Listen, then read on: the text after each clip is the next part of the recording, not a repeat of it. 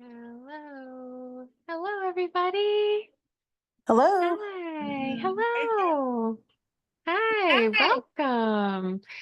All right. We're going to give everybody just a few minutes to roll in. I'm going to keep everybody muted. But remember, if you have a question, please feel free to unmute yourself. Raise your hand, start waving at me wildly. You guys know how this works. All right. And because we've got a few people here who are new, I wanted to say if you want to participate, I love it. If you don't want to participate, just keep your video off and I will not call on you. All right. If I hear a disembodied voice, though, I'm gonna start calling people out. But yeah, we are here to kick off our framed knit along. Pretty excited about this one. There's been a lot of excitement in the feed in the workroom, which you love to see. Lots of really great swatching happening. But I think it was Cynthia who popped up this morning and said she's way behind. Cynthia, you're not way behind. All we've done so far is this tiny swatch. So if you don't have a swatch, that's not way behind. That's like an hour and a half behind. So don't even worry about it. That's all we're working with right now. All right. Hello, everybody. Hi. Hi, Miss Alice. Hello. Hi, Miss Katie. Katie, I love that's like an ice dyed alder shirt dress, right? Yes. Oh, it looks so Yeah. good. Yes, thank you. Yeah. From the first time I think Spin Cycle did it, and my That first ice dyed fabric. Yes. 100 years since I sewed, but I was able to do it. And Got look at it the cute, done. cute little pink buttons. Oh, it's perfect. Yes, Perfect. Perfect, Katie. It looks so good. thank you. All right. Well, I think we should probably shout out to Manna. Manna, I'm going to call you the reason for the season. Because you first off posted in the party, what the hell's going on with this sweater? And you got people talking about it. And that kind of inspired this knit along. So thanks to Manna. Yeah, I went to Rhinebeck for the first time last year, so it's like determined whatever came out this year, I was gonna knit it. So I was Nice. not expecting the amount of controversy, but I should have. Well, everybody's got a capital O opinion, right? Oh, yes. I loved Tamana how you posted about it, and then there was so much discussion about it that I saw you then pop up again, like, wait, I'm out. I'm not doing this anymore. Which I thought was funny, but we pulled you back in. Well, once there was like the workroom, and I've been wanting to do another class for a while, and it keeps not fitting in my schedule. And then I was like, oh, perfect. I'll just put this one right in. Nice. I love it. I love it. Alice is asking about the controversy. The controversy of just like the opinions is what you're talking about, right, Tamiana? People bringing in their different opinions about the sweater. Yes, just lots of different opinions. Should we knit it? Should we not? Is it just weekender? Is it this? Like, I don't know. It was just, and then a lot of things about construction that I hadn't even thought about. Like, is this the best way to construction? Should we do this? And I was like, I'm out. I can't even think all this through. Yeah, there's a lot of options. There's a lot of options. And that's kind of why we're calling this the Framed Your Way Knit Along, because we're going to be going through all of the different options on this one to see where you want to go, see what you want to do with this. All options are great, even if you are just following the pattern and you're going to ignore all of us crazy people who are, I don't know, throwing in V-necks, changing up the colors, doing stripes, doing all this stuff. All right. So everything around here is going to be great. All right. Jody was determined not to buy the pattern. Yeah, a lot of people came in real hot. And now look at all you fools in here, cast it on with me today, right? Yeah, you love to see it. And I think that with so many people so excited about it, there's going to be so much creativity and there's going to be so much inspiration in this group. I'm super excited to see what's going to happen with this one. Yeah, people are talking about the skinny arms. I think she overcorrected with this one. These are big arms. These are big arms. But don't worry, we'll be sizing these arms exactly the way you want them to be. All right. Okay, everybody. So let's kick off. All right. We talked a little bit this week in the workroom about swatching. I would love it if anybody with a swatch could hold their swatch up so we can get like a swatch, multiple swatch. So you can like go, look at this. Oh my God, look at all those beautiful swatches. I love it. Oh man. All right. Yeah. Inspo aplenty already. You love to see it. I want to go to Jody. Jody, I see you have 2 swatches. What's going on with them? Yes, ma'am, I do, because I did the first full swatch and this was leftovers I had from another project, but I'm using the same yarn. So I just figured I'd do it. But at a size 7, I knew I wasn't going to meet her gauge, and I don't care. Like, I've spent enough time with you. I don't give a shit about that anymore. But Yay! I just wanted to see what it was going to be like at a size 7. This is so thick, I will never wear it.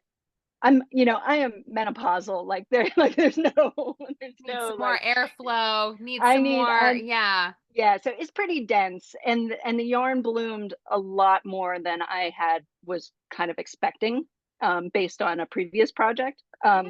So this was a size 7, and I was like, yeah, that's not going to work. So I did another mini swatch.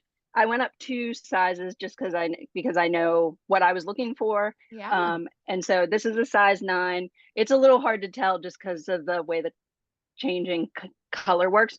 But it's a much better fabric that I think I'm gonna Yay. like, and won't be like this like heavy duty sweater I'll never wear because Yeah. I'll be sweating to death. So Yeah. yeah. So but at this point my gauge is like so way far off hers. I'm gonna be knitting like the smallest size. And I don't care. I'm happy about that. It's gonna go a hell of a lot quicker. Exactly. Exactly. Big gauge equals fewer stitches, right? Yep. Yep. Yeah. Well, Jody's saying all the right things. All right. We're not trying to match Andrea's gauge. I don't know what's going on with that thing. We are going to be calculating to see what size we're going to follow. All right. And you may have noticed in the workroom that I posted part 1 of our worksheet this morning in the support materials.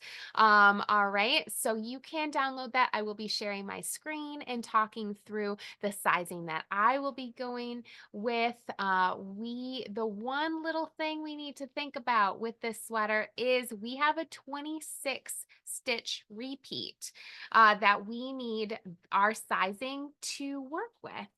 So we're going to be taking a look at what that magic number is that you want to be casting on and what that looks like rounded up to the nearest 26 stitch repeat and then rounded down to the nearest 26 stitch repeat and then weighing our options from there. All right. Alice, can we do a where are people in the world check in the chat? I love to see it. If you want to participate and tell Alice where you are in the world, pop it in the chat. I love it. Now I feel like one of those like Zoom influencers. Oh my God, guys, can I get a praise hands emoji in the chat if you're like feeling me right now? I've been watching a lot of those recently. But thanks, Alice. Maybe your job is managing people in Zoom. You're doing a great job. Yeah, you're doing a great job. Okay, so I want to talk about these swatches because talk about controversy. We've had a little bit of controversy in the workroom about like high contrast, low contrast, what people are going with. Right off the bat, Tamana, I just saw you pop into the chat about how you are starting over from scratch. Can we talk a little bit about what you're doing with your swatch? What's happening with it? Well, I was gonna do these colors, ignore this altogether because this yarn ended up being like really rustic and I don't like it. But it just looks, it's just very low contrast and I feel like you're not gonna be able to see the design at all. So I'm like totally back to the drawing board. I'm like taking out every worsted yarn that I happen to have with me in Newfoundland where I am for the summer. And yeah, we're just gonna see what I can come up What with. happens? Yeah, see what happens. And was that Croft that you ended up buying, Tamana? Is that the That, West Yorkshire Spinners yeah, this is Croft Croft. something? Yeah. Yeah, yeah. So you weren't into it. No, I like the Croft. It's this like Okay. weird Oh, the gold one. This is orange. like a local, I don't know what this one is, but it's just very like rustic and like thick. And the other ones are a lot smoother. And that's more like what I want to go for. So So time to sub in something else with a little bit of a higher contrast. yeah, I might do this like on top of a black and just go for like a dark background because I have some black, nice black Brooklyn tweed of some kind with me. So Fun, we'll fun. see. All right, I like it. I want to talk to Alice. Alice, you posted your swatch with the spin cycle and how it was like fading from high contrast to a lower contrast, right? Yes. I loved it. I'm super happy that, yeah. Good. Good. Can you hold it up for Yes, people yeah. to have? Yeah. So Yeah, so you can totally see it looks like it is fading away. And then because of the yarn, it'll like fade back in to a high contrast. And I wanted to bring this up, Alice. Also, wait, can we take a nails here's moment? the ball it's coming from. It's so cool. It's so cool. Wait, do you have Olympic themed nails or did I just dream that? Oh, they're okay. It like this is not it. I have this awesome nail artist who basically lets me send her like an artwork every month, and that so I sent her a bunch of photos of Salvation Mountain, which is like a really weird earthwork in California that is worth looking. It's like this hippie dude who was like, everyone's getting Jesus wrong. It's just about love, and just made this giant sculpture in a mountain. And you should look it up. It's awesome. But yeah, that's what those are. Oh my God. Well, thank God I asked about Alice's swatch so we could see those nails. Yeah, Alice, love it. Yeah, off the hook. Exactly. So I wanted to bring up Alice's nail. Not nails, her swatch. I wanted to bring up Alice's nails, period. And I wanted to bring up Alice's swatch because there are going to be a wide range of contrasts within the, the main color, that contrasting color. And the rule of thumb here is going to be, if you like it, it's good. It's golden. All right. If you do not like it, then you want to sub it out, of course. All right. So Alice is going to have a kind of a medium contrast into a lower contrast for the body of her sweater. And she's super into that. I obviously am going for extremely high contrast. All right. I went with that dark, super dark navy, kind of like what Tamana is talking about with bringing in a black, a super dark background color. Whatever you want to do, whatever is your vision is going to be great. All right. Anybody else kind of going for a lower contrast body of the sweater? Feels like we've been kind of high contrast focused. All right. Well, I picked the perfect person, Alice. Oh, Leanne. Leanne, what are you working with over there? Well, so mine might be parts high and parts low, maybe. Yeah, so similar Because- with Alice. Well, because I'm using what I have. I'm trying, the only thing I bought was for the like collar cuffs or whatever. So I Yeah. have this Lucky Tweed in Fog that I'm using in the body with different dyed in the wools, and I have like multiple. So Maybe I'm gonna greens. try to, yeah, it's like greens and blues, and I'm gonna try to like work them throughout it, I think, Yeah. rather than do like all one ball and then go to the next, but maybe like kind of mix it Stick in. around. Yeah, I don't know, fun. see how it goes, but I'm committed to not buying new. And then this like tealy green is my cuff color that I did purchase. Fun. Fun. That counts as stash busting. I'm gonna say, if you buy like less than 50% of the yarn for your sweater, I think it counts as Oh, I stash definitely busting. bought less than 50%. Yeah, you're killing it. That's a fully So stash busted sweater. I'm just Yeah. going with it and I'm gonna make it work and I think it's gonna be okay. Nice. Good. I love it. So yeah, I can totally see what you mean. Like that Because the this darks is are gonna gonna have a lot of not pop, be but as much totally. contrast. Yeah. Yeah, yeah. So it's gonna have a similar vibe to what Alice was showing us, which still Yeah. looks really, really cool. Yeah. And what's fun about what you're doing there too, is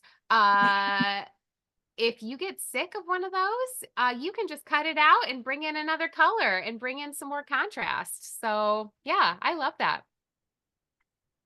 Yeah. But I am going to re-swatch. Oh, what's going on with your swatch? You know, it's just too dense. Okay. What needle Yeah. size did you start off with, Leanne? Well, I started off with a 6. Okay. I don't know why. I just picked it.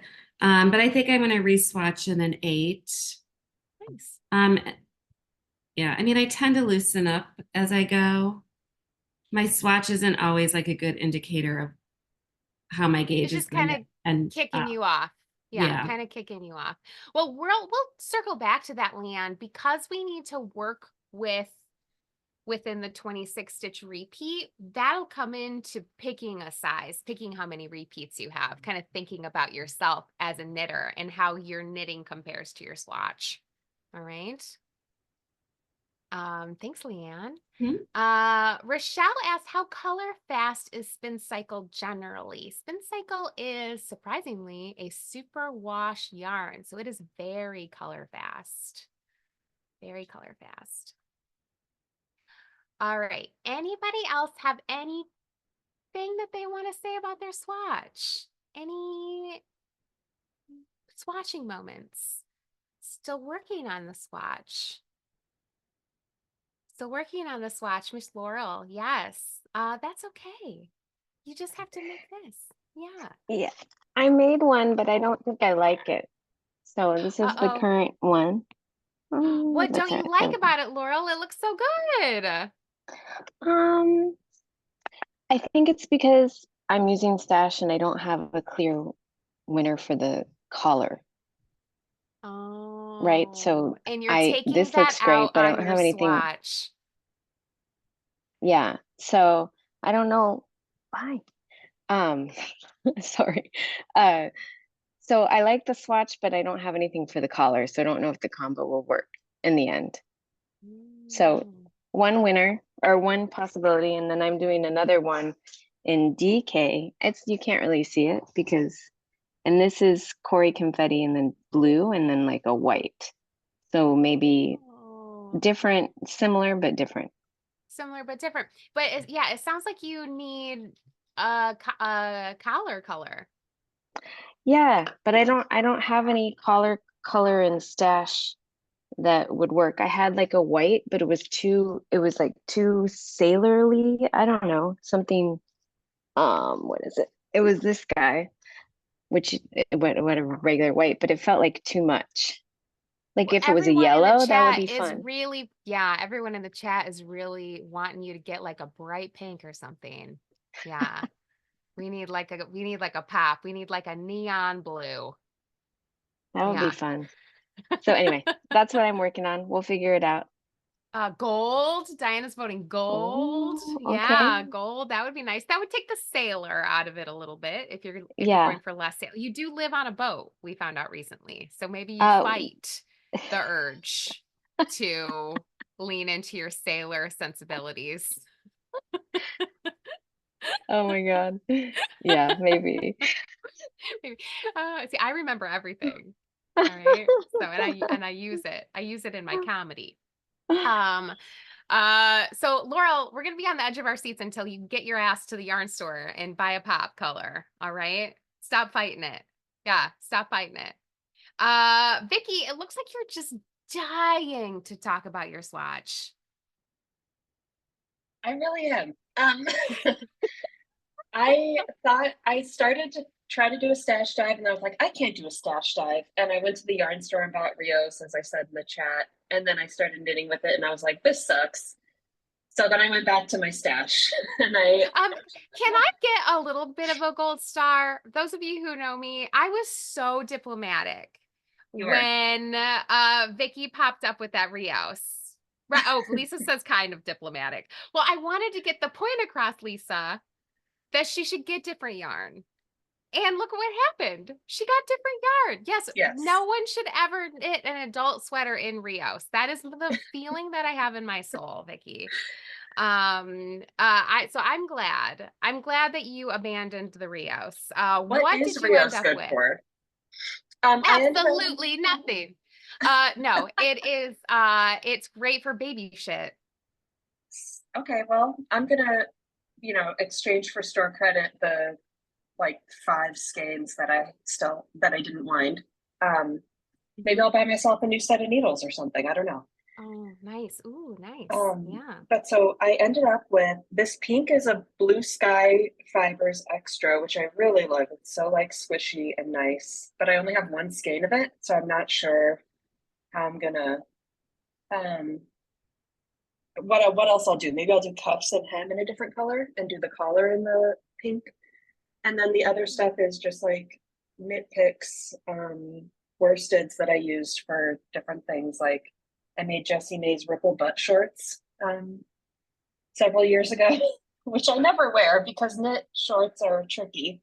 But they're so cute. And worsted weight wool. Yeah, that's tough on the labia. Yeah, it's not great. You can put them on for like 30 minutes for show, and then you take them off. But I really love how it turned out, like this sort of maroon and gray contrast. I like. Beautiful. It's Very super excited. nice. I love it. I love it. And I just love if you have the full screen up and you can see everyone. Vicky was just like this. And so that's how I knew that she really wanted to talk about her swatch. I'm glad we did, Vicky. It's so nice. I love your colors. They are so cute. Thank Yeah, you. I love it. It's gonna be great. Uh-oh, Karen. Karen looks like she lost. Did the dogs eat your homework, Karen? Yes, they did. I swear I did it. Sure, and you measured the swatch. Yeah. Yeah, I get Yeah, it. I get it. measured. And then an hour so later they came running in the door and it was like they like beelined. And I'm like, Right for the swatch. That's rude. yeah. That those dogs need some training. And you Need know some what? They're training. normally so good. They don't have never ever. I've left things out all over the place. Not anymore. Nope. Not anymore. Oh my gosh. Maybe Well, it good was thing you the measured red, it. they were like bulls or something, Yeah, they were like, Yeah. come for me. Come for me. Yeah. Yeah. Oh my gosh. Well, thank God you measured it, Karen. Otherwise, this would be a little bit of a different story. Oh my God. Yeah. Then I would have killed him if I hadn't have. No Like, kidding. I love Oh him to my death, but- gosh. Well, good. Well, we will just imagine your swatch in our mind's eye, Karen. Yeah. Fun. Very fun. So, Karen, what's the shoulder color? Black. Oh, nice. So red and white with the black shoulder. Cute. Yeah. I love it. Yeah. I love it. So Nice. it's like the Very minute I nice. saw the sweater, that's what came in my head. Perfect. It seems like some people need help with their colors, Karen. So if you are offering up your services, your clairvoyant sweater color seeing. If anybody wants my cancer-ridden brain, I'm like, I'm Well, more this- than happy to help. Well, it's like you have a new, it's like you have a new superpower because of this, right, Karen? Yeah. Yes. Yes. So and so chic. Yeah, Vicky's exactly right. So chic. All right. Well, we'll let you off the hook, Karen, and we'll totally believe your story. Thanks. All right, everybody. So these are some really great examples. If you're looking for more color inspiration, there's a whole lot of great pictures of swatches in the workroom as well. And hopefully they keep coming. Okay. What I have here is my swatch in front of me, and we're going to take just a couple minutes to take a look at the swatch and how to measure it. Okay. I saw a couple, I think it was Jerry who mentioned in the workroom that it was a little bit hard to measure spin cycle because it is kind of a thick and thin yarn. And a lot of color changing yarns are a little bit thick and thin, depending on how they are spun together. So remember, we are going to be taking our gauge swatch and our gauge measurements in a bunch of different areas of this gauge swatch. Okay, so we're not just going to go right in the middle of this sucker. We're going to move our gauge measure ruler around, and we're going to average out these measurements. Okay, so what's nice about having the pattern that we can follow is that you can kind of line up your ruler with where the pattern is, and you can kind of reference the pattern when you are counting your stitches across. All right. In this area, I can see that I've got my 5 stitches of the pattern repeat here. I can see that really clearly because of my contrasting color. This goes over. Looking at the pattern, I've got 1 stitch in between them. And this can really help when you're using a very dark color like a navy or a black, right, that you can't quite see. Kind of use that pattern and use the stitches around it to help you see where the stitches are and get a really good measurement. Okay, so I'm just going to continue to move my ruler around and get a bunch of gauge measurements around my swatch. Write all of those down and take an average measurement. Okay, now remember, this gauge measurement can be crazy. All right. Never round your gauge measurement. If you're getting 5.783, then your gauge is 5.783 stitches per 1 inch. And we're going to be using that to get that base number. Okay. Remember, we will need to round to the nearest 26 stitch repeat, but it's really good to start with our actual data. Okay. Now, because we also need to, oh my God, I'm so used to being like, because we need to referencing the sweater behind me. I don't. This is all I have. This is all I have of the sweater. So I can't show you what I'm talking about. But because we need to figure out how many repeats of the total rows we need as well, we do need your row gauge. Okay. Now you can start off with this swatch by measuring your row gauge. You can also know that you will need a couple of repeats. Well, I'm not going to speak for everyone. Most of you will need a couple more repeats of the length of the sweater to make it the length that you want. And Karen really likes to make her sweaters just go right under the boob.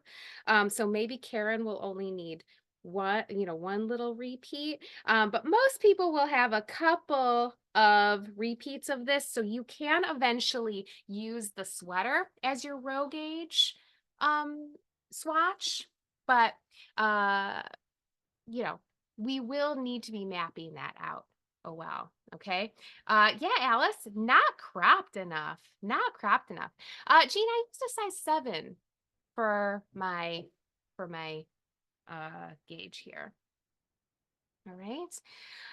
Okay, so once you get those numbers, we can start to look at our worksheet together and start thinking about our sizing. Okay, so here is our framed worksheet, page 1. All right, if you were concerned that this was only one page, that's because we only need one page right now. Okay, we only need one page. So I'm gonna pop my stitches per 1 inch in my worksheet here, and that was coming to about 5.25 stitches per 1 inch. And my rounds per inch were coming in at about 6, and I used a 7 body needle size. Okay, so that is going to help me calculate my cast on number, which is really all we need to do today. Okay. Now, let's talk through our body circumference number. This is a bottom up sweater. We will be casting on the bottom of the sweater and then knitting up toward the armpits. And we are going, then that's what our goal is for the next couple of weeks, is to get up to the armpits of the sweater. Okay, and that is what we are going to be calculating here. Now, you can make the body circumference of the sweater absolutely anything you want. And let's think about it in terms of a range, okay? Because we will be talking about rounding down or rounding up with our repeat, we can, kind of think about the range in which you want this sizing, okay? My bust circumference is 37 inches. So if I'm looking at adding, around, let's say 8-ish inches for my ease, that means that I'm going to be wanting to end up around 45 inches. But when in doubt, I'm going to go up from there. So that's just going to give me a starting off point. Okay. Now I'm going to stop sharing here. And I'm going to talk a little bit about ease. Now, Lisa Weissman and I were chit-chatting yesterday, and she's going way down on the ease. Oh, there she is. Hi, Lisa. Lisa, how many inches of ease does that mean for you? What are you looking at? Max maybe 4 or 5. I don't Nice. know. I'm rethinking the whole thing because my swatch is so thick. Yet worsted with the Oh. other makes it like Aran, when you're, and I have to go up a needle size. But the reason I'm doing that, I don't have a ton of yarn. So that's my background. So Mhm. And you do want the length to be just over the titties, Lisa? no, I a little longer. Little longer. Yeah. Okay, little longer. Yeah. All right. So yeah, we got to take, if you're not taking length off the bottom, you got to take width off the sides. Right. Right? I That got to makes do sense. something. Well, Got to do something. Yeah. so maybe All right. 5, not 10. I'm definitely not 5-ish. doing 10. Yeah. Yeah. So Lisa, I like that. 5 is kind of on the lower end of the ease spectrum. Generally speaking, close fitting is around 4 inches of positive ease. That feels like a close fitting sweater. We start to get into relaxed around 6 to 8. 8, 10, 12, that's where we get into that oversized fit. And then anything more than like 12, 14 inches is going to feel real big, cozy. All All right, right. maybe I'll do 6. Maybe you'll do 6. Yeah. Yeah. Jody's only going about 5.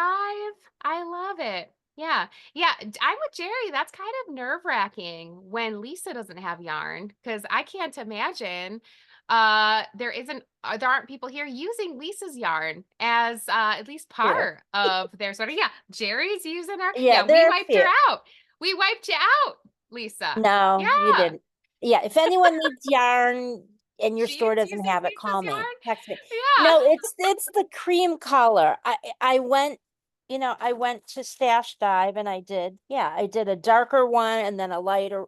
The gray was, so it's just the one that I chose in my stash. So Oh. anyhow, Yeah, everyone's guilt ridden from buying too much of your yarn, Lisa. We didn't leave you enough. No, that's not it at all. It's the one that I chose that, I just buy random amounts sometimes, Mhm. Oh my God. and then that's the one I picked. And The chat right now is cracking my shit up I so know. hard. Holy shit. I love all of you that bought yarn from me. Keep doing it. Don't feel bad. No. All right, Lisa, maybe you can go find, so maybe you can work in some other colors or something. I don't know. Yeah, No, think I about it. think I'm gonna have enough because I have 800 yards. But remember, I'm gonna use it. I'm not doing the combo color cuff. I can't say that. Cuff. So you were trying to use the background color as also the cup. Yeah, that'd be hard with only 800 yards, Lisa. Yeah. Well, Yeah. or maybe it's yeah. Well, we're gonna all pray for me. Yes, we are. Yes, we'll pray to the yarn But this, gods. I'm not for you, gonna do the Lisa. top. Yeah, we'll figure it. It'll be a vest. Little short sleeve. Yeah, Quarter length I sleeve. might. Yeah. I might. Yeah. This is gonna be so Um, hot. Yeah. I wish you made this in like DK. I mean, I guess I could go the DK route, but I'm set on this. So, All right. all Well, right. Lisa's going to be soul searching. Lisa's going to be soul searching. But Jody is joining her in the lower end of the ease pool. Anybody else kind of have a clear vision for the sizing that they want for their sweater? Pam. Oh, no, it didn't work. Pam, hit the thing again. There Now. it is. Yes. Okay. I'm going for about 5 to 6 inches. I've already done my math. And if I go for 6, with the closest number that I need, as far as the repeat, it puts me at a little closer to 5, which is fine.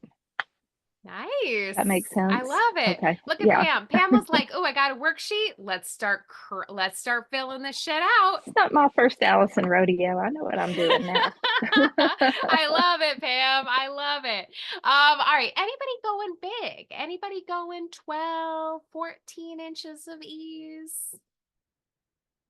No? Staying kind of middle range? Yeah. Miss Jane, I just saw you come in. She's trying not to be a disembodied voice. I appreciate Sorry. I think you. I think I'm gonna go 10 or 12 because I'm gonna Nice. do that rift version, like the t-shirt version.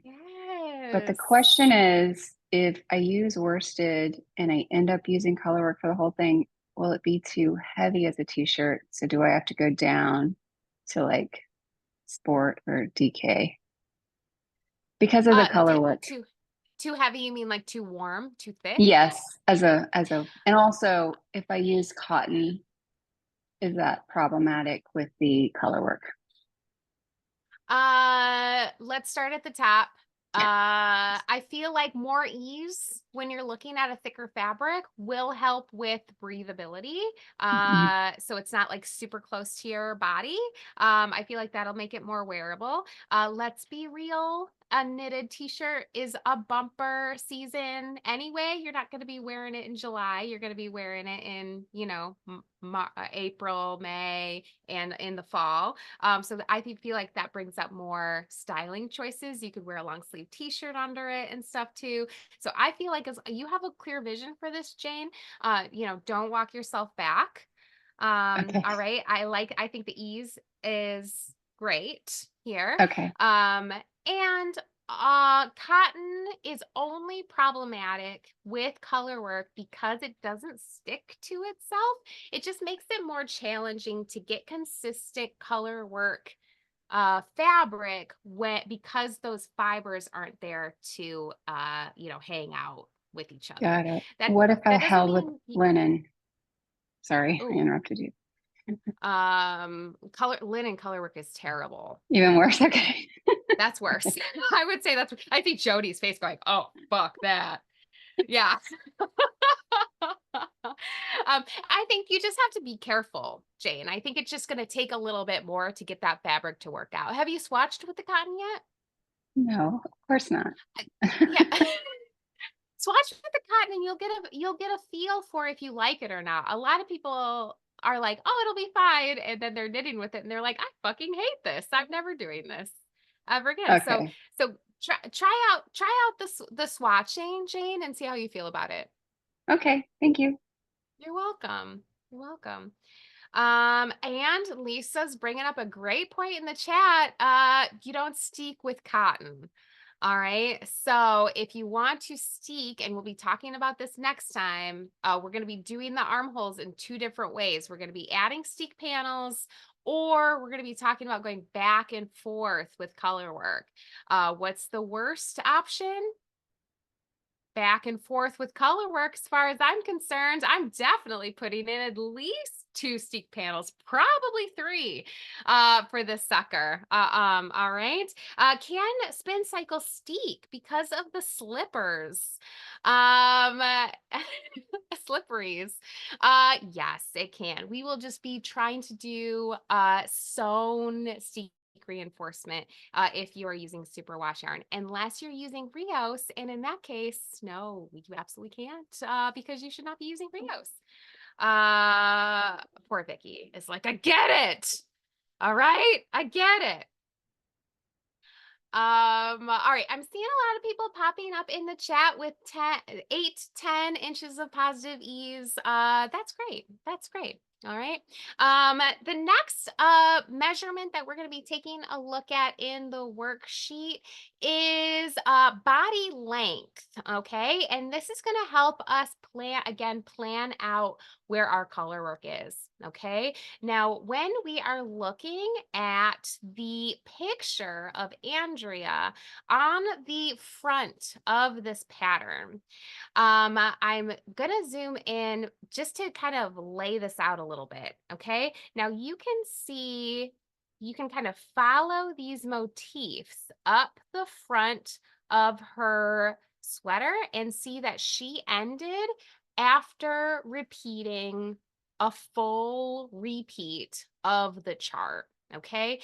And she spends a lot of this 16-page pattern talking about planning body length and armhole depth to make sure that you end following an exact repeat of the chart. Now, is that necessary? Absolutely not. It is not necessary. I know why she did it, but we're here and we don't need to do that. Okay. We can kind of go more on the fly. And I feel like that's going to really make sure that we have a body length that we like, and an armhole length that we like. All right. Armhole length meaning when we split for sleeves, how long is that yoke depth before we get into the top portion of that ribbing? And once we steek that open, how big is that hole for our arms? Okay.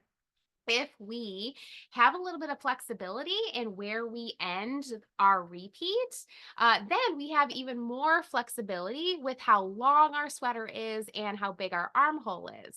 Okay. If we take a look at this chart, at this repeat, all right, this is a full repeat of the chart. Now, it will look perfectly fine if we end the repeat in the middle. It will also look totally fine if we end the repeat, just kind of getting into the chart a little bit. Like you're looking at this motif as like a full motif. If this doesn't end perfectly with the body, like if it ends, use this piece of paper. If it ends here, that'll be weird, right? But if it ends here, that's okay. That just kind of looks like it's more of the chart, right? If it ends here, that's okay. That's like one more half a repeat, right? So what we want to do is keep track of what your plan is to set us up for success when we finally do get to the ribbing and we end the motif.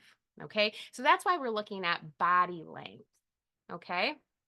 So, right off the bat, we are not going to be worried about what your body length is in relation to your stitch gauge. We're just going to plan for it. Okay. We're just going to like set us up for success. So then we can look at the armhole length and make sure we end where we need to with the repeat. Okay. Now, if what I'm saying is making you want to die, and it is incredibly important to you that you end the sweater where Andrea Mowry tells you to, so that you have a full repeat of the pattern in the body of the sweater, then you are going to be using that pattern and following what she says for the size that you're following. Okay. I know how some of you are. I'm not going to be mad at you. All right. But if while I'm talking, you're like, oh yeah, I don't give a fuck. Well then great. Don't worry about it. And we're going to plan the length of our sweaters based on what we want and not what's going on with the repeat of pattern. Okay. So looking back at the worksheet, body length. So overall body length, I'm going to be going for 12 inches total. That's going to include 2 inches of ribbing. And I'm just going to make a little note of that. Okay, 2 inches of ribbing. Now, Andrea wants you to knit 1.5 inches of ribbing in the contrasting color. I'm looking at the Rios chat in the chat. You don't need to do that. I'm not going to be doing that. I'm just going to be using the background color of my sweater to do my ribbing. You can do as much ribbing as you want to. I am going to do 2 inches. Just kidding. I already did the ribbing. I did 2 inches of ribbing and a tubular cast on with a waste yarn for the ribbing of my sweater. Now, as you can see, this is in the background color of my motif here. So this is what my sweater is going to look like. And I just love that. It's going to be less framed and more not framed. I'm going to bring in the contrasting color at the collar. Lisa was talking about that too. All right. Remember, you get to do whatever you want. Okay, just make a note of that. Oh, thank you, Katie. Katie loves it. All right. So then let's talk a little bit about arm circumference. Now, Andrea's leaning into kind of a big balloony sleeve on this one, and I don't really want a balloony sleeve. My bicep circumference is 11 inches. I'm going to be adding, I'm going to say about 2.5 inches of positive ease to my sleeve. And that's going to give me a total sleeve circumference of 13.5 inches. All right. This ease in the sleeve, if you size it down based on what Andrea is saying, remember, this is an all over colorwork pattern. It does get thick like we're talking about. So you want to have at least 1.5 inches of ease in that bicep so that the thickness of the sweater, the thickness of the fabric doesn't feel like it's squeezing you. Okay. 1 inch might not do it. It's at least 1.5 inches. Okay. Alice asked, what should we do on the worksheet if we want a Ren Fair sleeve? You mean like huge? You mean like big sleeve? I like her big sleeves. I like the big sleeves. Then, yeah, put it in. I love that. I love that. Okay. If you want a nice big sleeve, think about the your bicep circumference and then how much ease you want around the sleeve and put that in, Alice. Absolutely. Now, one note, if you're going with an exaggerated sleeve, and let's say exaggerated is like 5 or more inches of positive ease, that is going to bring down the length of the sweater. All right. Because well, actually, I'm wearing the worst top to talk about arms. Why did I do this? That was so dumb.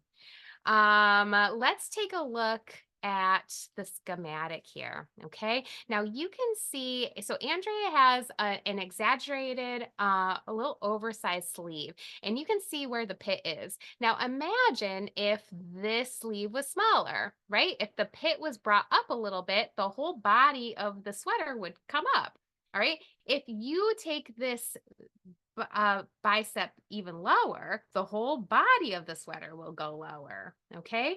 So something to keep in mind when you are looking at the overall length of the body of the sweater, if you're going with a nice big sleeve, you need less body. All right. And you can kind of measure that from the shoulder down. And the ribbing at the shoulder is about 1.5 inches. Okay. So if you look at the overall length of the body of your sweater, keep in mind that 1.5 inches of that will be ribbing, and that will help you kind of map out how long you want the body of the sweater to be. Okay. And that really only comes into it again if you are looking at 5 or more positive ease inches in the bicep of the sleeve. All right.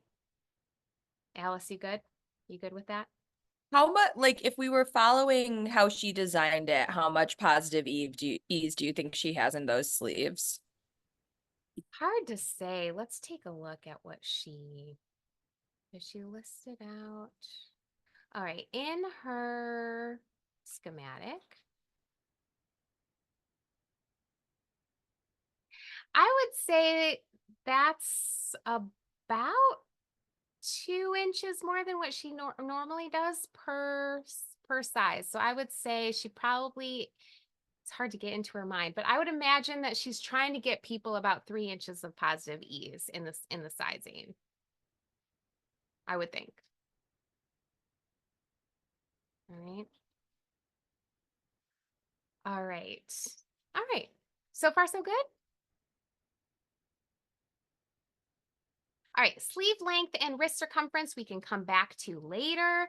Let's take a look at crunching these numbers, okay? So if I'm going for around a 45-inch body of my sweater, I want to multiply that by my stitches per 1 inch, which is 5.25, and that is going to give me 5.25.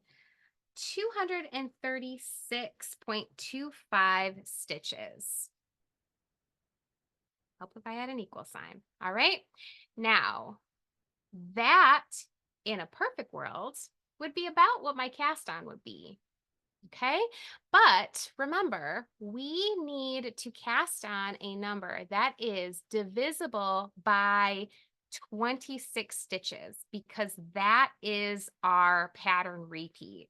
Now we can come over to the pattern, and the pattern is going to give us a little bit of a multiplication cheat sheet. Okay, we have our cast on number here at the hem. This is on the page 5 of the pattern. All right, and if my sizing that I'm looking for is 236 stitches, well, that's pretty close to that third size. Okay, but what I want to do is just make sure that that is the sizing that I want to go with, and I can crunch those numbers on the worksheet to see. Okay, now now this was a round down. Okay, that's 234 is the size 3. If I divide that by my stitch gauge, which is 5.25, that is going to give me how actually big my sweater is going to be. So 234 divided by 5.25, that's going to give me a 44.5 inch sweater. That's pretty close. Okay, but for example's sake, let's take a look at what rounded up to the closest size would be. Okay, so that is 260 stitches, again, divided by 5.25. That is going to give me 49.5 inches. Okay, so those are my options based on my gauge, based on my desired sizing, and based on that closest 26 stitch repeat situation. All right, and what I'm going to probably go with is this one right here because it is closest to my desired sizing. All right, let's take a break. How we doing? I have a Good. question, I'm Allison. seeing some thumbs up. Michelle.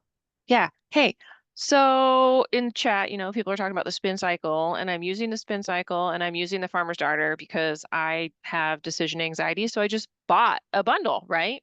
Love it. And it's super wash and I've never used that before. And because it's going to grow and I do want round 10 inches of ease, should I actually knit it a little smaller because it's going to grow some? So should I shoot for like 8 or 9? Curious. I think that's a great way to think about that, Michelle. Okay. And the answer to this question really depends on your comfort level, right? And kind of thinking about yourself as a knitter, Yeah. right? So you've done some color work before. I know you've got a little Paul McCartney under your belt, right, Yeah. Michelle? Yeah. It's sitting over there in the corner still, but it's Yeah. like to my It's boots there. now. It's Yeah, getting there. exactly. Yeah. It's getting there. It's getting there. Now you can think about what, your past experiences too. Do you Yeah. tighten up when you do color work? Do you loosen up when you do color work? These things can kind of come into that Yeah. as well. Okay. The farmer's daughter that you have is also superwash, right? Because you Yes, just it bought the is. kit. Mhm. Yeah. So what could help? Now, have you blocked that swatch, Michelle? It's still a little bit damp because I did it last night. Look at that. Oh, she's And pretty. yeah, I used 7 at first and I immediately knew, no, it's too big. The pattern looked huge. And so I already switched down to 5. And I'm getting like 5 stitches per inch. And I like the way it looks. But yeah, I'm just worried Yeah. about, it doesn't seem like, I don't know, I'm like pulling on it. I'm like, maybe it's going to stretch some, but this way it seems Yeah. like my color work is kind of tight enough that it's not gonna, who knows? Diana is exactly right what she said in the chat. She's also using the farmer's daughter, and the Yeah. way that farmer's daughter, and I would say the way that Spin Cycle does their superwash is they don't treat the yarn like the yarn in the once it's wound, they treat Mhm. the fibers. Okay. So when you treat the fibers, more of them kind of come, it's not as crazy a process, and it's not as like stripping a process as it is like with the Rios, which Okay. is the superwash is right on the actual yarn itself. So that it just kills all of those little things that actually help, those little fibers that help kind of grip the yarn. That's why Mhm. Rios is so slippery, and because that yarn Ah. is spun so densely, it's really heavy. It's Mhm. really heavy, and that combination of a dense yarn treated for superwash creates the issues that Rios has when you're using Okay. it in an adult garment. All right. What you might want to do, Michelle, is you've already blocked the swatch, which is totally fine. Mhm. If you block it again, like measure the swatch, like measure the actual dimensions of the swatch. How big is it? Mhm. Wet block it and maybe hang it up Okay. and see if and measure it afterwards, and Mhm. maybe put some like chip clips or something on the bottom of it and see Okay. if that does have an effect. Okay. Perfect. Yeah, it does not feel super smooth because it's not treated after it was spun, so it is a much more rustic, and I haven't seen a whole lot of growth with the Spin Cycle too, Okay. because of the process, this like pre-treating. Yeah. That being said, it isn't as super I would not throw that in the washer or the dryer, because it is a little bit less super washed than the rest of them. Jody, did you have something to add? Yeah. Can you hear me? Did I unmute Yes. myself? Okay, sorry. Yes. Yeah, so I have used Spin Cycle. I've not used the Farmer's Daughter, but it's the same base for an entire sweater. And I will tell you, and it was also stranded color work. I did not get a lot of stretch this way. I did get some stretch this way. But also Okay. Allison is correct, because it's super washed in the fiber, like at the fiber state, is that super washing doesn't hold on to the actual yarn in the same way. So its weight is distributed differently because of the process. Mhm. So I agree with Allison, hang it, because I did a cardigan and I've gotten some stretch lengthwise, but not, Yeah. not vertically. Okay. So that's the thing I would actually check more from my Awesome. own personal. Now this Yeah. was the dyed in the wool, not the worsted weight. Mhm. But I don't think you'll see it like you would with traditionally super washed yarns that are on the market. Thank you. That's very helpful. Yeah, Thank you thanks, so much. Jody. It is super helpful. Jody is our resident shepherdess. So she's an expert in the field. But yeah, it's really good to know about these things because not all superwashes are created equal, and it's really good to know what you're getting when you dig into that yarn. So yeah, Michelle, exactly what Jody and I are describing. Measure it, give it a little hang, and that'll help you maybe not so much with the circumference, Okay. but with the length. Yeah. And that is also what you see a lot with all superwash yarns is sweaters turn into dresses very quickly. All right. All right. Any other questions? Let Laurel, and then we'll go to Kara. Laurel. Okay, so I'm using stash yarn and I've got like in little balls of different, varying weights. So my question is can you remind me how I can kind of figure out how much yarn I'm gonna need based on my gauge, so then I can kind of see how much yarn I have if it will stretch, since most of the stash is like this. Yeah, that is a great question. If you don't want to create so much work for yourself, I think probably what you can do is weigh your swatch, and kind of, oh God, what's the easiest way to go about this? Um, uh, yeah, with 2 colors and then 3 colors. Ooh, that's tough. Well, if I have, Um, so I do have a full skein of this. So if I were to weigh the full skein, could I kind of estimate by then weighing the little balls and then seeing how much that seeing is how of the, many more. Yeah. yeah, Yeah, you could add up like if you pick a size that Andrea has, and you can kind of, because she weights those out too. You can add up the total weight that she estimates for your sweater and then weigh the total amount of yarn that you have, and then see if you're in the ballpark. That'd probably be the easiest way. Yeah, I would say that would be the easiest way, because the other way is like trying to calculate how much of the sweater this is and how many of these you need for the sweater. We don't need to do that.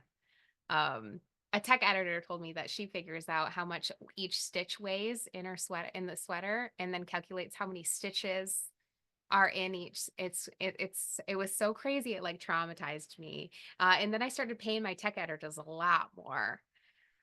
So maybe that's what she was going for. But yeah, that's probably what I would do, Laurel. Weigh everything and see where you are.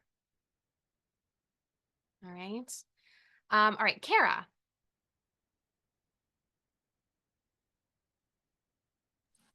Yes, this is my swatch, which I just finished about 10 minutes ago, but it's Yeah. lumpy.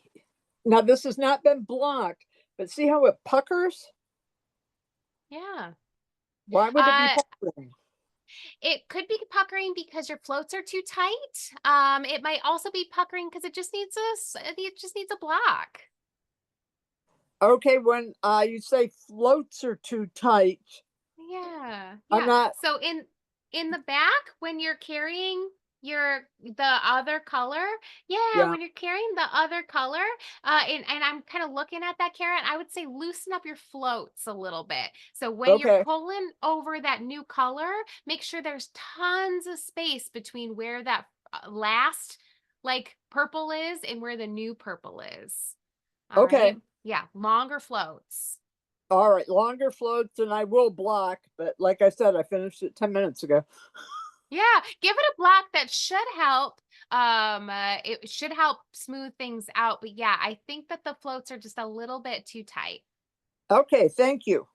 You're welcome. You're welcome. Yeah, everybody's loving those colors, Kara, and loving your nails. How your nails I didn't plan that, coordinate. but yes. Yeah. There's a really good nail game in this class today. Yeah, strong nail game. Yeah. Thank you. All right. Thanks, Kara. Thanks, Kara. All right. Any other questions? How's people's sizings working out? Everybody got their cast on number? Yeah? Yeah? Katie. So I've decided also on size with the 234, whatever that size is. And but it gives me way more a little, well, 2 inches more ease than I'd like. But the Yeah. question I have is usually, especially with the tubular cast on, it's too stretchy. So if I cast on what I should cast on based on my gauge and stuff, and my would I do one last row of my contrast color in knitting and add instead of rib, or to add stitches to make it the 26? You absolutely can do that. Yes, you Or absolutely is there a can do that. better way? Nope, I think that's a great way. So Katie, what you're saying is you want your ribbing to be a little bit tighter because you have a little bit of a looser tubular cast on. So you're going to cast on fewer than 234 stitches. And then when you're done with your ribbing, you're going to do one more round of your Contrast color and then add in some extra stitches. Okay, because I can't do it with the pattern because there's no single solid row. It's all color work. Okay, I'm good. Yep. Thank you. I love it. I love it. She actually does have you after the ribbing knit one setup round of color A before, because so then you don't get those pearl bumps kind of sucking up into your Oh, color work. perfect. So Then I that can didn't be your even see increased that. round. I should have read. Sorry, I didn't read ahead. Katie, you're paying me to read ahead. Okay? Yeah. I'm reading ahead. Thank you for reading ahead for me. I got you, girl. I got you. But yeah, that also helps if you fuck up how many stitches you cast on. You can add some more stitches or decrease some more stitches until you get to the perfect number for your repeat. All right. All right. Yeah, who reads the pattern around here? Yeah, no, well, no one, no, yeah. I didn't even buy the pattern for one of the classes with you because it was so changed. I was like, I'm not spending $11 or whatever it was on the stupid pattern. I know. So Your secret's safe with me, Katie. Don't rat me out. I didn't tell you what pattern that was. Nope. We'll never tell. We'll Nope. never tell. Yeah, Tamana's got a great point in the chat. She hates swatching of the round so much. Swatching of the round is terrible. Oh, gosh, it's awful. Yeah. Yeah, you're not alone. It feels like wasting so much yarn too. And I'm just like pulling all that yarn over. I'm just like, oh, especially when you have like just enough to do your sweat. I'm not sure if I'm using up too much. Anyways, I hate it. It's awful. Yeah, I hate it too. Yeah, I hate it too. I don't cut when I'm close to needing every little bit. I don't cut the back. Like, yeah, if you're worried, I mean, this would be like $12 worth of spin cycle, right? In the swatch, you don't cut that. Yeah. Rochelle, you like the little edge thing. Yeah, this was kind of a game changer for me, I gotta say. I honestly feel like I've done that a couple times, but then have not consciously thought of it. Because otherwise, as you know, it gets weird and then you waste all this edge. So yeah, perfect. Yeah. Yeah. I'm glad that helped. All right. Any other questions? Jody, could you do a provisional cast on or post something in the workroom? Jody. Already did it. Already did it. Yeah, you mean tubular cast on? Yeah, tubular cast on tutorial is already up in the workroom, in case you need a reminder for that. And that's what I've done here. I love a waste yarn tubular cast on. I know none of you are reading the pattern, but she has the long tail tubular cast on instructions in the pattern. That's terrible. I think that's not for me. So I like to use a waste yarn tubular cast on. And if you need a reminder, there is a video up in the workroom that I made. That's why it's only 8 minutes long and not 27 minutes long. Lisa. Okay, so maybe we're not there yet. For the color work, are you recommending, especially maybe for me, because it seemed like the pattern repeat, I always screwed up like one stitch. It could have been just in the round on such a small number of stitches, but putting markers in like every 26 stitches. I love that idea, especially to get started, because Lisa's exactly right. When you have so many stitches that you've cast on for the body, and then you're digging in to the first round of that chart, and if you get off by one stitch and then you don't end up back at the beginning of round where you're supposed to end up with the repeat, that's gonna make you insane. All right. So yeah, what my plan is, so I've done my ribbing. I did 2 inches of ribbing. Like I said, I knit my round. I'm back up to my body needle. I'm back up to my size 7s. And what I'm going to do is I'm going to count 26 and I'm going to place a marker, and I'm going to count 26 and I'm going to place a marker, and I'm going to do that. And that's part of my double team on trying to make sure that I don't screw up the first round of this pattern. Okay. Am I a counter? No, that is not one of my skills. But between me knitting 26 stitches and me counting 26 stitches, I'm pretty sure one of me is going to be right. And so if the marker's in the wrong spot, does that mean I counted wrong, or does that mean I knit wrong? At least I'll know every 26 stitches around the body, and I'll know it before I get all the way back to the beginning of round marker. All right. Yeah, Tamana, you're exactly right. It makes you crazy if you're off a little bit. And it's tricky. Rochelle's exactly right too. It's tricky because it's inverted. Every other one is inverted. Jody. How are you going to manage that long float that is like 13 of one color and 13 the other? Did you put in a ladder back jacquard for those ones, or are you just catching it? I didn't do that. I caught it. And what I did is, so here's the chart. And these are the long floats here that Jody's talking about. So row 4, row 10, row 17, and row 23 have these 13 row floats, and that's when things get tricky. What I ended up doing is catching that float on stitch 7 and stitch 20 here. So right in the middle, and that's going to hide that catch, that float catch, because you've got the other colors right next to it. So that's what I ended up doing. And yes, this is 6 stitches on both sides, but I was fine with it. That was my solution, and it worked out for me. Jody, if you want to add some ladder back stitches, you absolutely can. Yeah, she's no. Sorry, I have not been converted. I didn't want to crush your dreams. That's okay. You never crush my dreams, Allison. All right. Thank God. Thank God. I couldn't live with that. Jane S., is that the only place you caught? Yes, that's the only place I caught my float. Oh, Katie's nodding. Nice. Okay, perfect. Yeah, that's the only place I caught my float. All right. Let's go. I want to go back to Lisa really quickly. Lisa, do you think that's going to help you get your motifs in with those added markers? Yeah, I think maybe part of my problem is, that it's inverted every other, and that she colored it weird. Like, I have to remember what color is my A and what color is so, you know, and I didn't print it out. So maybe printing it out and like coloring them.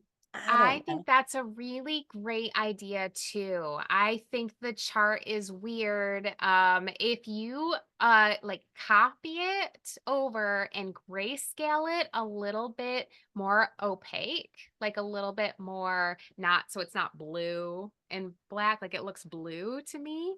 That way you make it a little bit lighter. You can take a color pencil and kind of put in your own colors kind of Yeah. over it a little bit.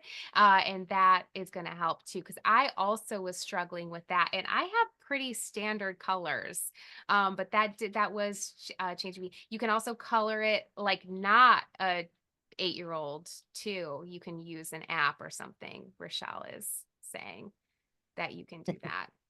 Yeah, whatever your process is. Carol.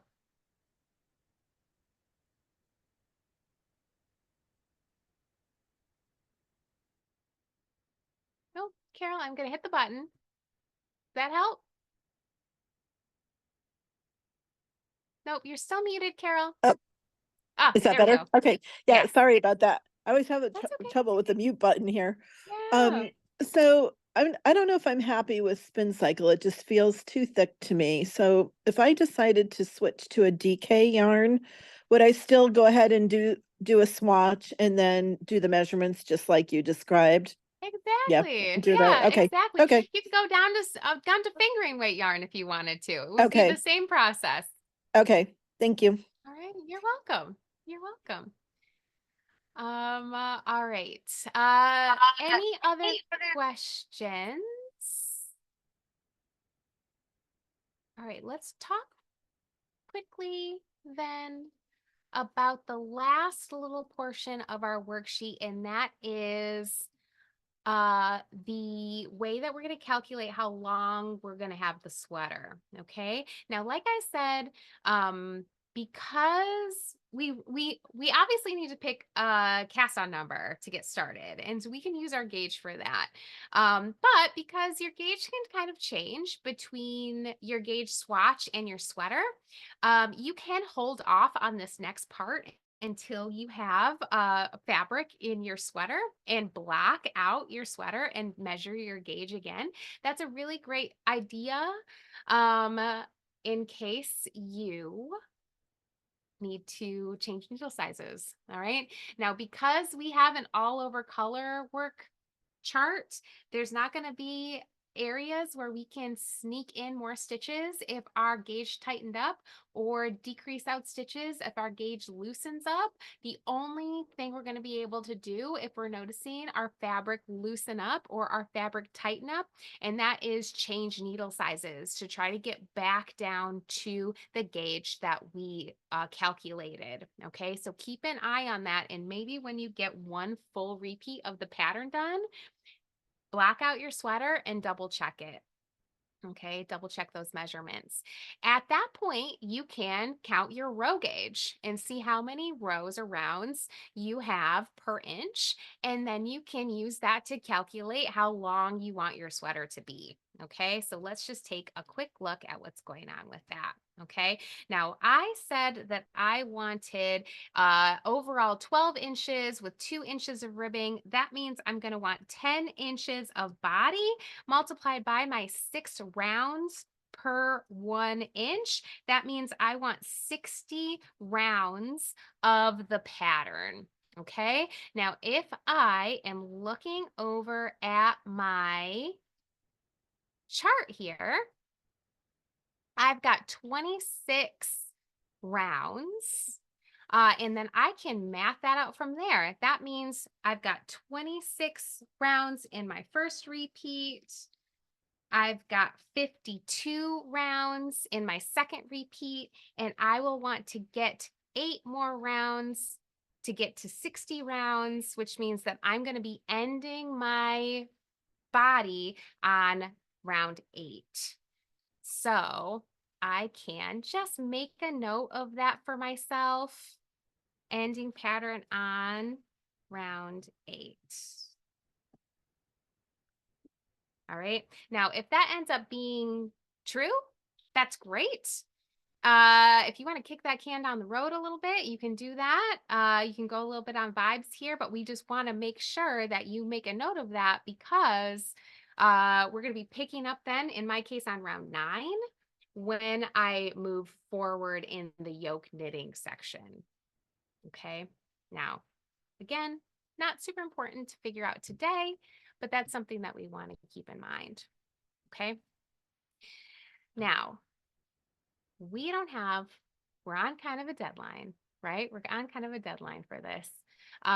We have a little over 2 weeks to knit the body of the sweater. All right. So I hope you're super into the Olympics and you're not super into your families. And I think we can do it. All right.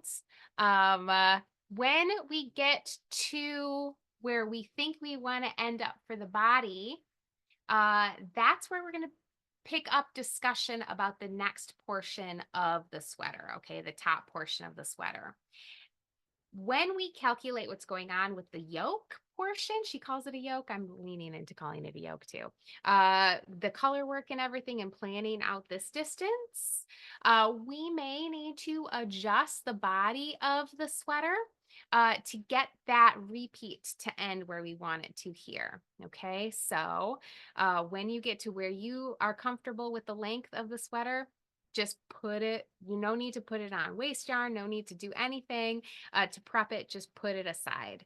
Okay, because we, again, like I said, we may need to add a little bit to the body to get the top done. So then we can size the arms properly, right? It might be a little bit of a give and take in where we are in the pattern at that point. All right, Jody. So this is kind of a future question because I'm trying to kind of visualize it. So I know I think in the party you had talked about that you're thinking about doing a V-neck, which I'm kind of intrigued about.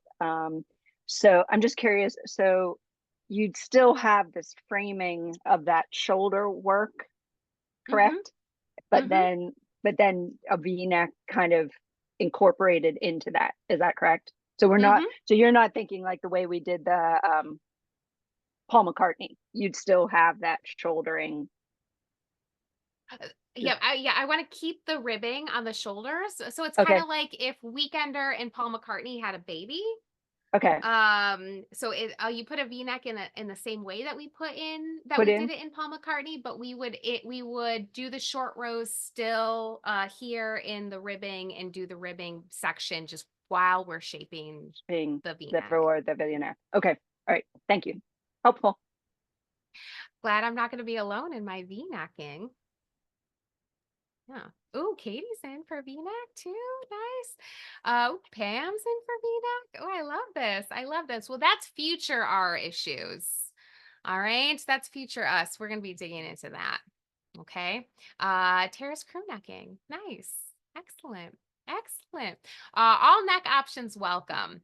All right. All neck options welcome. Okay. So things to think about when you're knitting your sweater that will help our next workroom Zoom go smoothly, to steek or not to steek. Okay.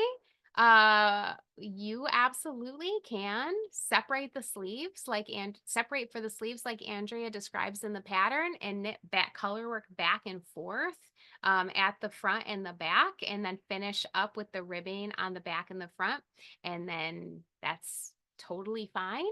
For me, that sounds like a goddamn living nightmare there is no escape.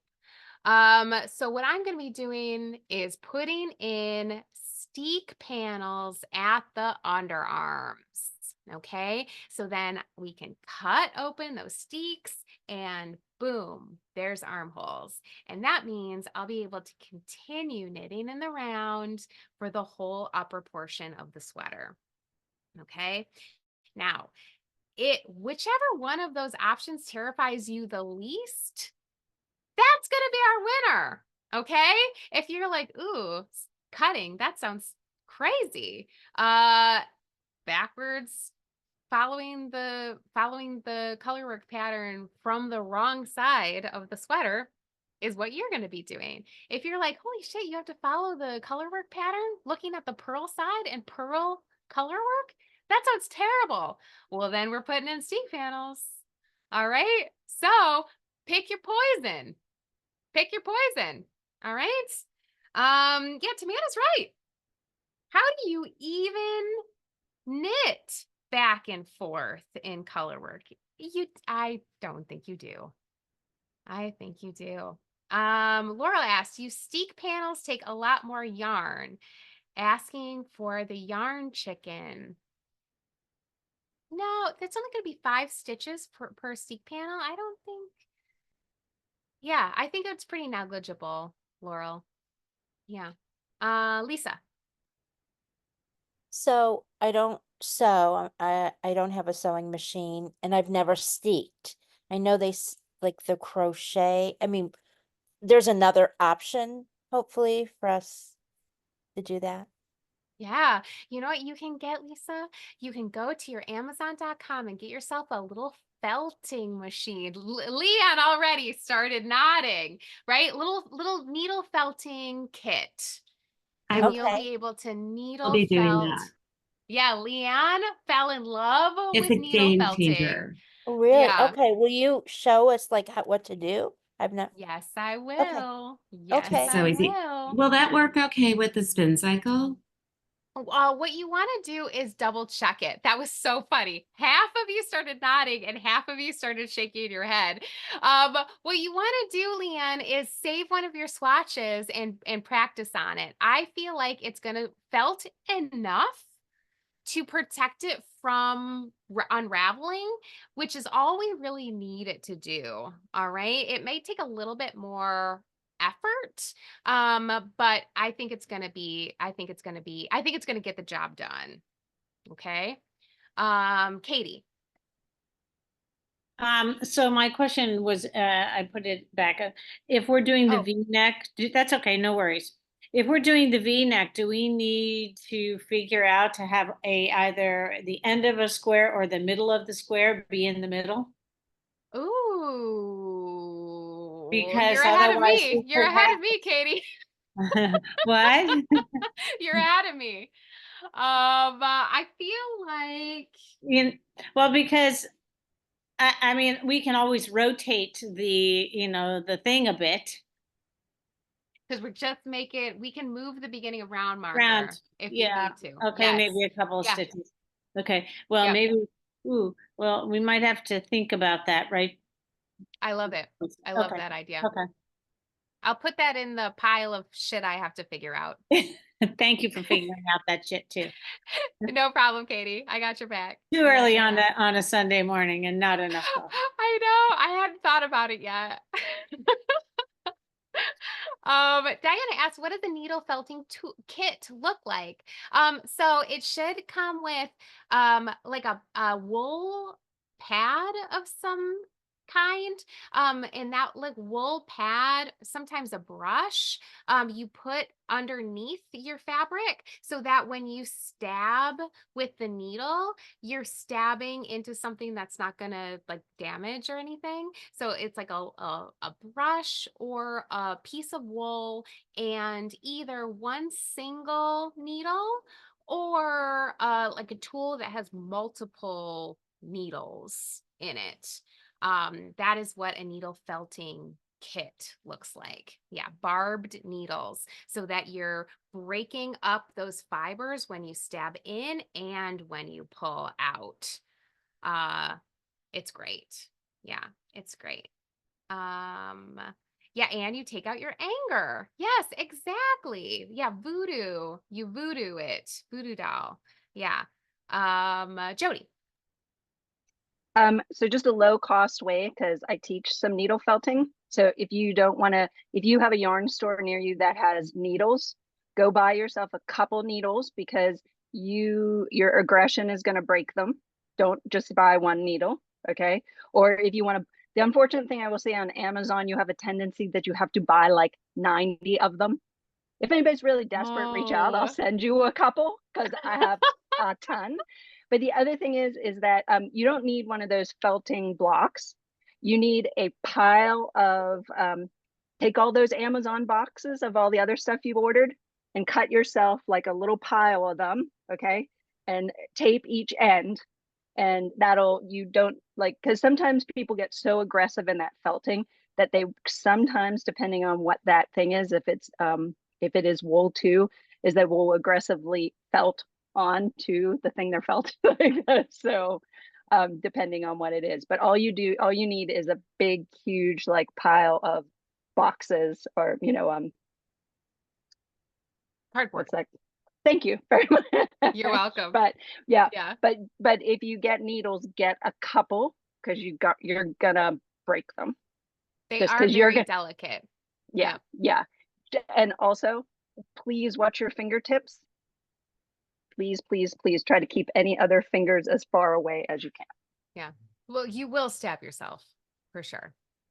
Yeah, and then you never want to stab yourself again. No, they're super sharp. Yeah, they're maybe super sharp. make sure you have a good supply of Band-Aids too.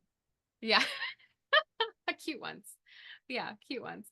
Yeah, some kits come with finger guards. There's the Clover kit. Yeah, the Alice said they have a couple good ones, and I have one that came with a finger guard. You could use a like a rubber or leather thimble too. But yeah.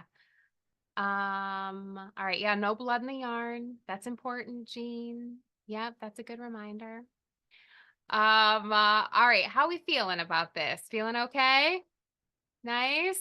Good. Any other questions before we call it a day? I think this was a pretty productive morning, ladies. Yeah, very productive.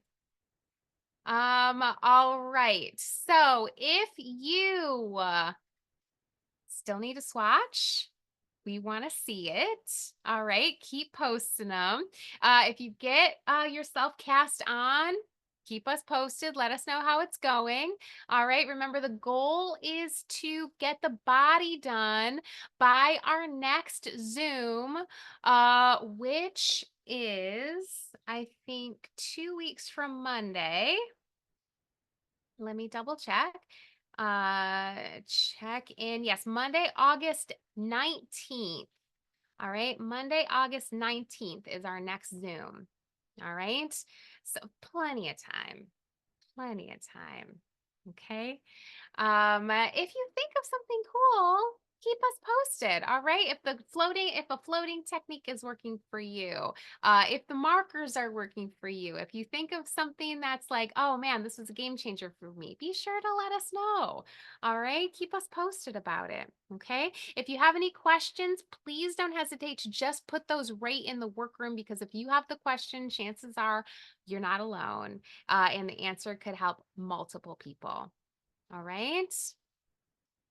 All right, everybody. Good luck. I can't wait to see these sweaters come to life.